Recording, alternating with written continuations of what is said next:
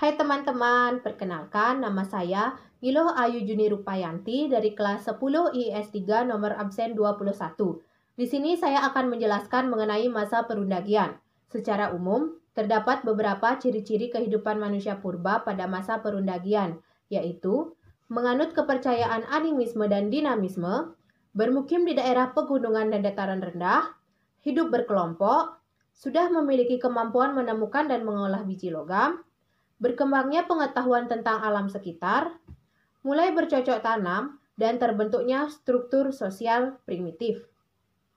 Masa perundagian disebut juga sebagai zaman logam, yaitu masa di mana manusia prasejarah telah mengenal bahan logam dan bisa mengolahnya menjadi peralatan untuk bertahan hidup. Perundagian berasal dari asal kata undagi yang mempunyai arti tenaga ahli. Hal ini didasarkan pada kemampuan manusia praaksara yang telah ahli dalam memproses biji logam menjadi alat-alat perkakas mereka. Para ahli meyakini bahwa era perundagian terjadi pada tahun 500 sebelum Masehi. Manusia yang hidup di zaman ini sudah dapat mengolah biji logam menjadi peralatan sehari-hari melalui teknik peleburan. Namun, teknik ini belum sempurna dan sehebat sekarang, melainkan masih menggunakan peralatan yang seadanya. Meski demikian, hasilnya luar biasa dan justru bisa bertahan hingga ribuan tahun kemudian.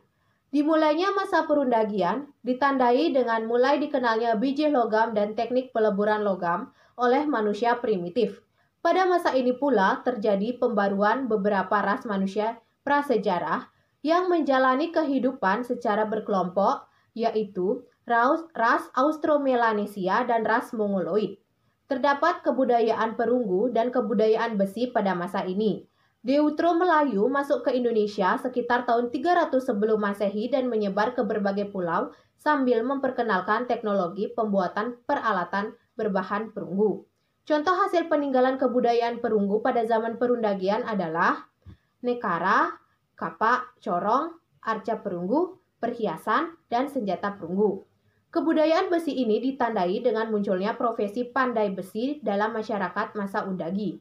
Peralatan dari besi memang lebih kuat dan lebih tajam jika dibandingkan dengan peralatan berbahan dasar perunggu. Alat yang dibuat antara lain mata tombak, mata panah, cangkul, sabit, dan mata pajak.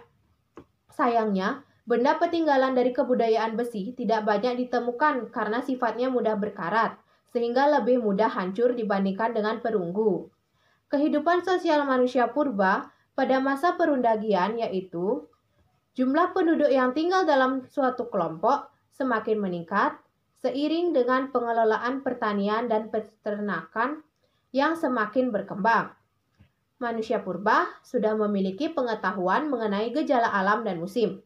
Ada masyarakat yang muncul dari golongan undagi, yaitu golongan manusia purba yang sangat mahir dalam mengelola benda logam. Dari segi sosial, kehidupan bermasyarakat pada kelompok-kelompok sosial di masa ini sudah semakin teratur. Contohnya adalah suatu diterapkannya pembagian kerja yang jelas dan baik. Sistem pembagian kerja antar masyarakat sudah semakin kompleks, yang mana para kaum wanita tidak hanya bekerja di rumah saja, tetapi mereka juga sudah mulai melakukan perdagangan di pasar dan antar kelompok. Sekian dan terima kasih.